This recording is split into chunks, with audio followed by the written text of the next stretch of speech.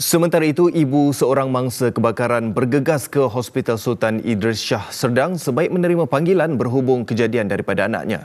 9 ahli keluarga termasuk anak dan menantunya turut terkesan akibat kebakaran itu.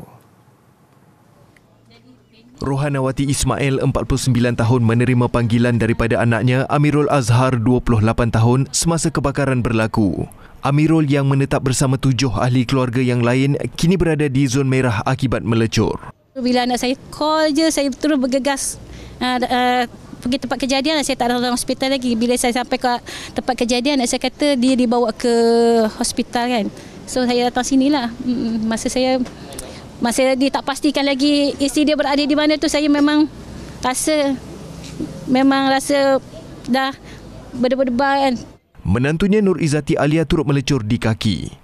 Menurut Rohanawati, dia bimbang dengan keadaan ahli keluarganya yang kini bergantung sepenuhnya kepada rawatan perubatan.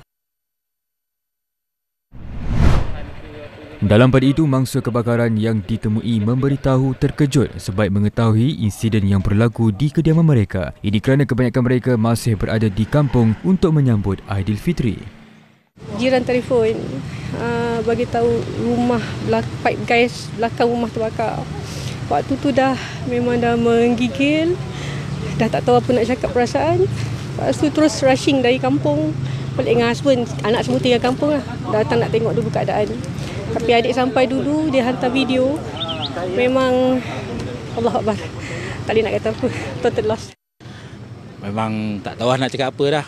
Mati sedih pun ada, nak nangis pun ada, macam-macam lah. Tapi dah jadi macam ni, tak boleh nak cakap apa dah. Saksi pula memberitahu mereka mengakui terdengar beberapa bunyi letupan sebelum ternampak api menjulang tinggi. Pukul 8 saya buat sarapan, saya dengar letupan. Dan letupan tu terus ada gegaran yang kuat. Dan saya keluar dari dapur, saya terus nampak gelombang api yang macam bentuk cendawan tu.